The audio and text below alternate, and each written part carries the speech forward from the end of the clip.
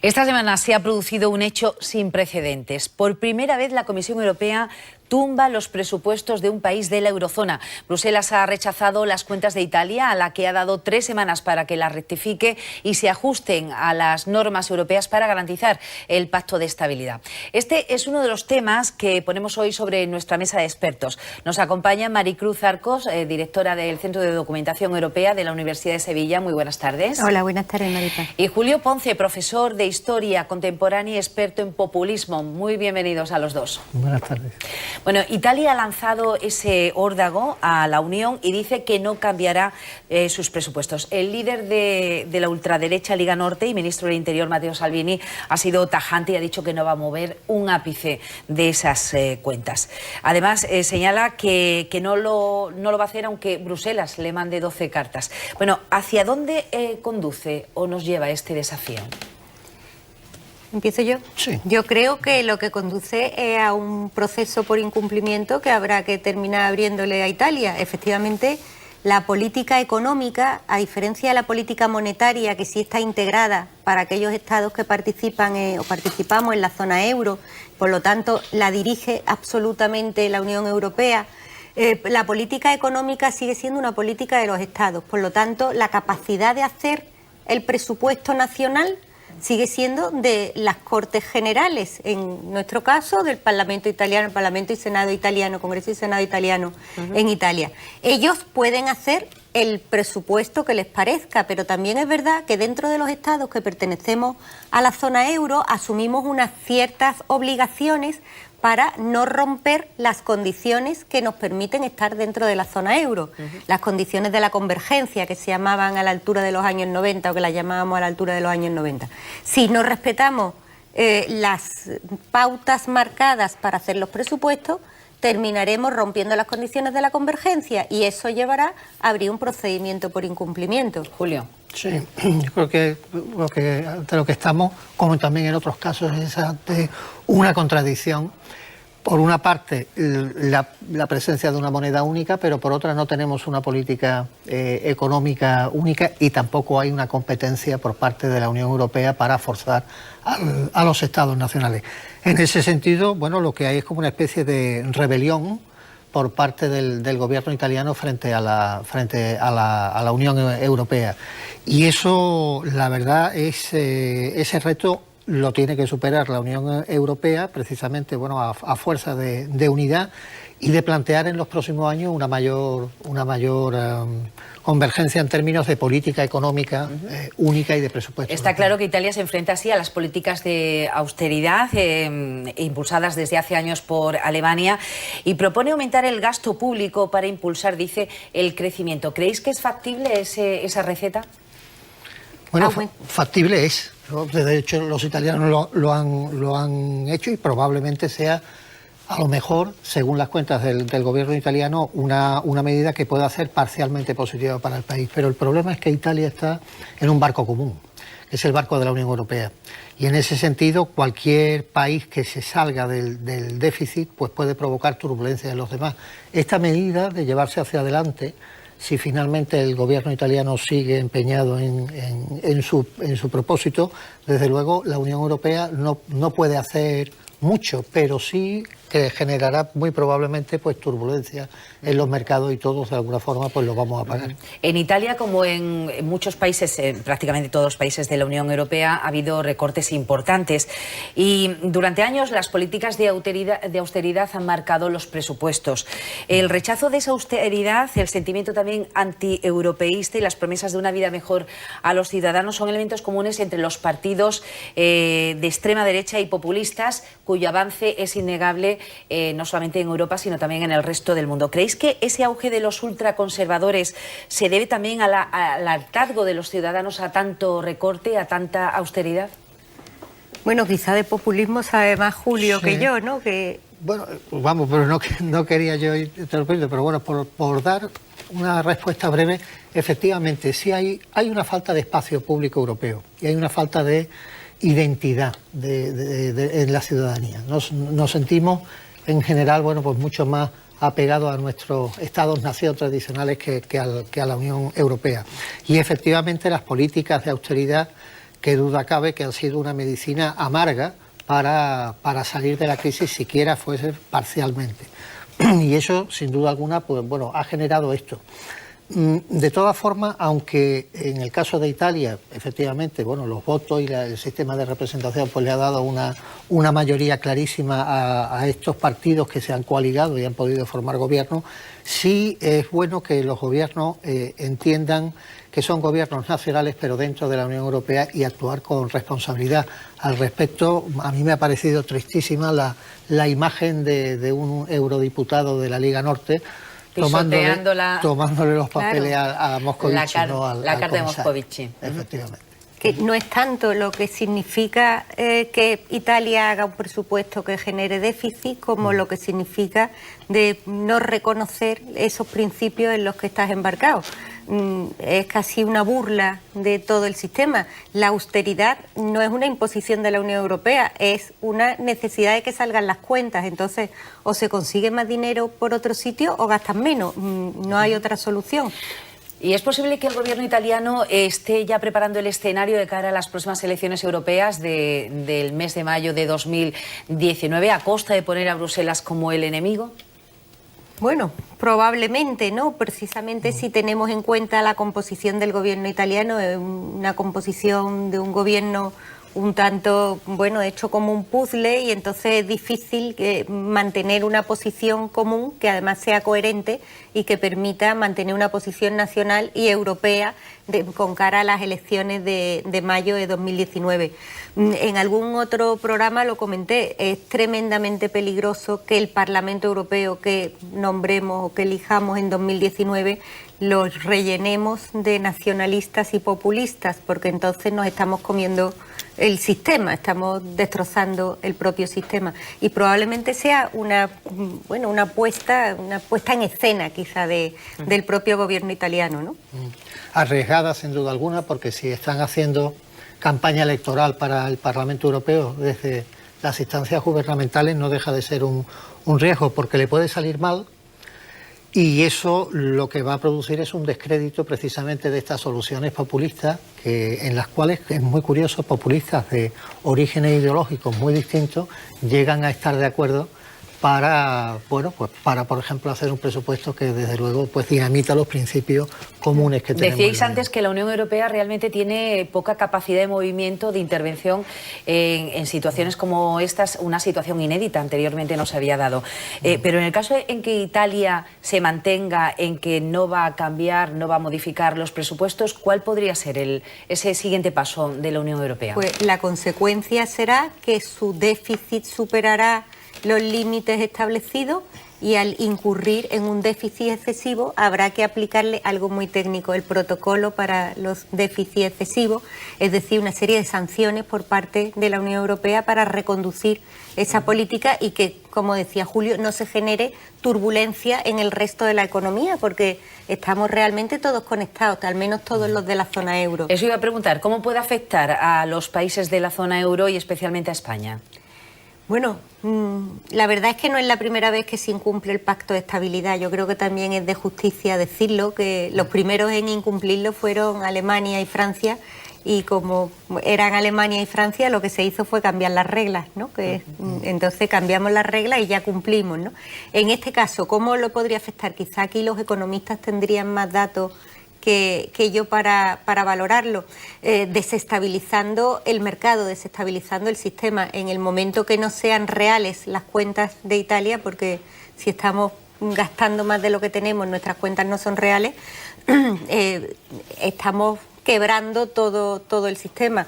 ¿Qué es verlo en positivo, ¿no? A mí siempre me gusta verlo todo en positivo. Bueno, pues que a partir de ese planteamiento de Italia, España será visto como un país cumplidor, como un país serio, como un país que es capaz de llevar a cabo sus compromisos, y bueno, nuestra economía en definitiva se beneficiará por el hacer bien las cosas. Julio, sí. Un último apunte para rematar este tema. Pues bueno, un poco estoy de acuerdo con lo que ha planteado Maricruz Arco. Yo creo que por una parte, por lo menos a corto o medio plazo, pues sí habrá incertidumbre en los mercados, particularmente en todo lo que tenga que ver con Italia y esté expuesto a Italia. Pero en general yo creo que para los demás países, bueno, no solamente para el caso de España, sino los demás países cumplidores, podríamos decir, pues va a ser, bueno, positivo en el sentido de que nos corresponsabilizamos. Bueno, pues vamos a otro asunto que también nos interesa mucho. La cuenta atrás para la desconexión del Reino Unido con la Unión Europea ha comenzado, avanza, no así la negociación para el Brexit. En los últimos meses son cada vez más los colectivos que piden un nuevo referéndum. Precisamente el pasado sábado, día 20, más de 600.000 personas se manifestaron en Londres para pedir eso, una nueva consulta. ¿Creéis que es posible que se produzca? ¿La nueva consulta? Bueno, why not, como dirían los británicos, ¿no? Siempre es posible una nueva consulta, pero las posibilidades de frenar el sistema porque se produzca una nueva consulta son muy pocas. La posición ahora mismo es que efectivamente parece que no hay acuerdo, que se puede extender el periodo de negociación. Incluso en prensa hoy veía que la señora May planteaba el extender este periodo de manera que, aun quedando desconectado el Reino Unido de las instituciones europeas, pudiera seguir participando en mercado interior, en unión aduanera, en mercado interior con todas sus partes, no solamente con mercancías, y de esa manera seguir negociando esa salida. El pueblo está tremendamente descontento porque, bueno, suponemos que no son solamente los que no votaron o los que votaron Remain y al final salió Brexit, sino que son también muchos que votaron Brexit y que cuando se han dado cuenta de lo que está significando Brexit están dando marcha atrás. Eso era mi siguiente pregunta. Ahí cada vez hay más organizaciones políticas también, pero sobre todo ciudadanas, que salen a la calle pidiendo una nueva consulta, y precisamente gente que en el momento de ese primer referéndum sí votaron, dijeron sí al Brexit, pero quizás ¿pensáis que no tenían conocimiento del alcance que podía tener esa medida al salir de la Unión Europea? Pues probablemente así fuese.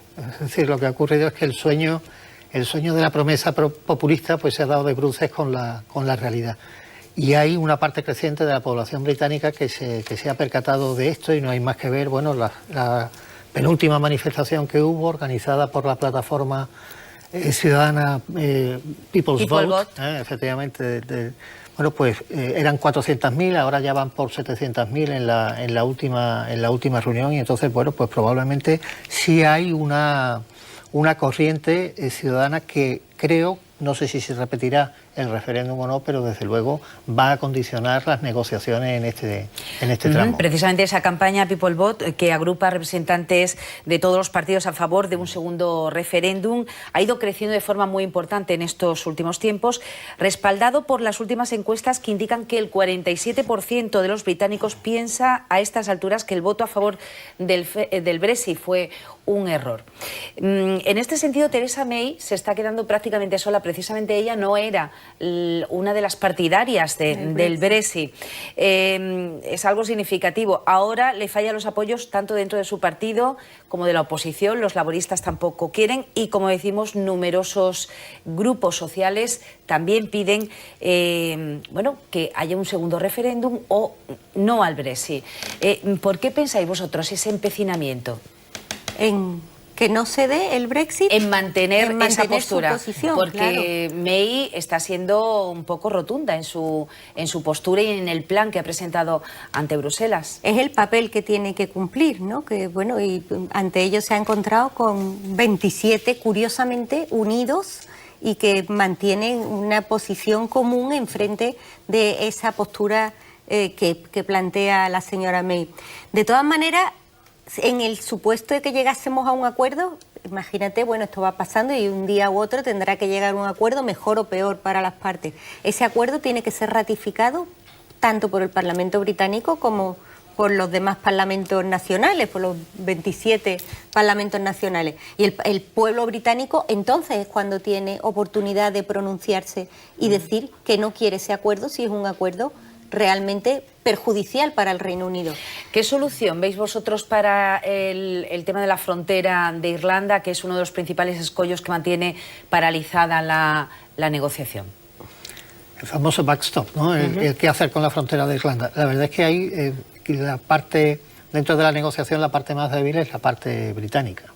Entonces, en ese sentido, si se empecinan en una posición que no quieren una frontera interior dentro de lo que sería el territorio del Reino Unido, va a ser un escollo y probablemente un escollo insalvable. En ese sentido, yo creo que las posiciones de empecinamiento, un poco también vinculándolo a la pregunta anterior, la postura de empecinamiento con respecto al backstop me parece un error político exactamente igual que el empecinamiento a no hacer un segundo referéndum bajo ninguna de las circunstancias. De hecho, hay ejemplos dentro de la Unión Europea de países que tienen la misma soberanía, pero sin embargo tienen algún tipo de frontera interior. Hoy una delegación de diputados británicos en la oposición han viajado hasta Bruselas para reunirse con el negociador de la Unión para el Brexit, con Michel Barnier, para hablar de esa posibilidad de ese segundo referéndum. Hasta ahora la Unión Europea no se había pronunciado sobre ese asunto, se ha mantenido al margen, pero ¿creéis que vería con buena cara una nueva consulta? Bueno, vería con buena cara que el Reino Unido volviera a ser un Estado miembro de la Unión Europea. Yo creo que eso siempre.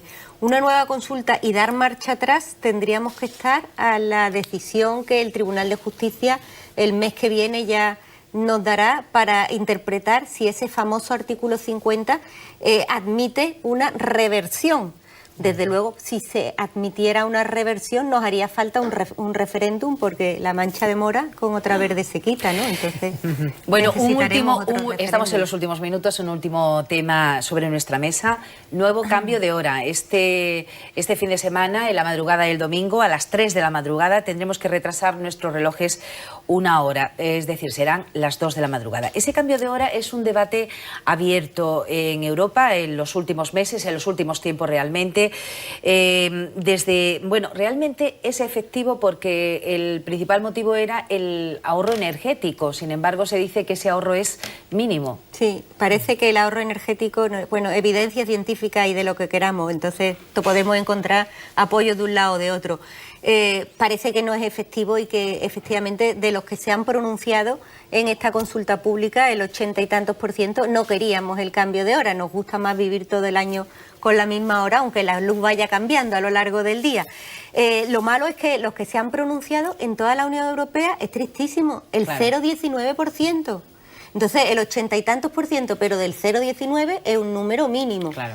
Es la primera vez, tenemos que decir, que se ha producido una consulta sobre este asunto, pero el nivel de participación ha sido bajísimo. Sí es cierto que el porcentaje ha sido el 80 y tantos % que han dicho que sí. Aquí en España el porcentaje era mínimo de participación. Sí. Es decir, que tampoco ha sido muy relevante la consulta hecha. Donde más participación ha habido ha sido en Alemania, el 3,79%. Y donde menos en Reino Unido, 0,02. Bueno, la Unión Europea está claro que lo que ha decidido que el próximo año va a ser el último que se cambie la hora. Los Estados miembros sí tendrán la potestad de decidir si ajustan la hora de verano o la de invierno. ¿Qué le puede interesar a España? Bueno, yo creo que a toda la Unión Europea lo que nos interesa es tener una hora común. Porque tener horas diferentes, usos horarios diferentes, nos va a distorsionar a la hora de trabajar al mismo tiempo. Pero la realidad es que no tiene nada que ver la situación geográfica de Portugal con la situación geográfica de los Bálticos. Claro, nosotros estamos ajustados a la hora de Berlín, sí, y no a la de Londres, que estaríamos estaríamos mucho más en la línea, en la hora de Londres. En ese sentido, la verdad es que seríamos un poco igual que los Estados Unidos, que tienen varios usos horarios y bueno, no hay mayor problema. Lo que sí es importante es que cuando o nos quedamos en la misma situación en la que estamos, o si decidimos cambiar, desde luego tenemos que cambiar de una manera coordinada, no que al final del proceso algunos países sigan cambiando la hora y otros no, porque eso sería, por ejemplo, para el tráfico aéreo, pues un caos. Bueno, eso lo veremos el año que viene, a ver qué se decide finalmente. Se nos acabó el tiempo. Muchas gracias a nuestros dos expertos, Maricruz Arcos y Julio Ponce, que nos han dado distintas perspectivas de los temas que hoy hemos puesto sobre nuestra mesa de análisis. Hasta la próxima semana. Se quedan ahora con unos consejos publicitarios y después Ángel Gámez nos trae toda la actualidad del deporte. Hasta luego.